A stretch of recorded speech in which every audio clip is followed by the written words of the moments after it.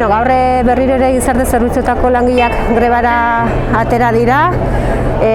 Oraingoan martxoaren 8-aren testuinguruan eta martxoaren 8-aren harira ikusten ari garena da mezu instituzionaletan eta lelo instituzionaletan zaintzaren gaiak modu batean edo bestean tartea hartzen duela. Baina guk egia esan eskatzen duguna da, eta batez ere arduradun instituzionalei, baina batez ere gobernu ardurak dituztenei eskatzen dioguna da, ez dela hitz honetarako tartea, hitz gutxiago eta politika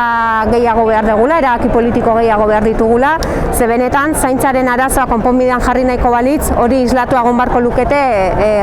egiten diren politika publikoetan, eta hori da ikusten ari ez garena, ez? Beharrezkoa da zaintza lanak aitortzea, aitortza politiko, ekonomiko eta sozial bat behar dute, eta aitortza hori gero itzuli behar da lan baldintzetara, soldatak hobetu behar dira,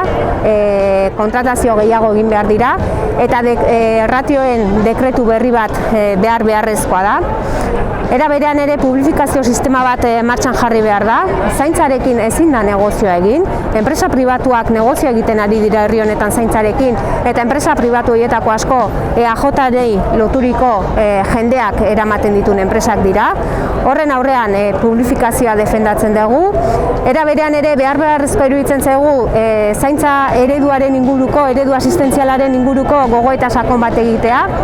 Eztabaida sozial bat ireki beharko litzateke eta eztabaida horretan langileak, erabiltzaileak eta beraien senitartekoak ere parte zuzena izan beharko lukete.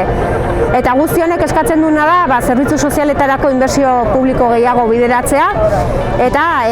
egia da, azken hilabete hauek langileentzat nahiko zailak izaten ari direla, baldintza nahiko zail eta lan egin behar dutela, gogorrak direla, baina era berean ere indar berriturik daude, borroka honekin jarraitzeko, bereien aldarrikapenen alde kalera ateratzeko, eta bukatzeko bai esan nahiko nukena da, gogoetatxo bat,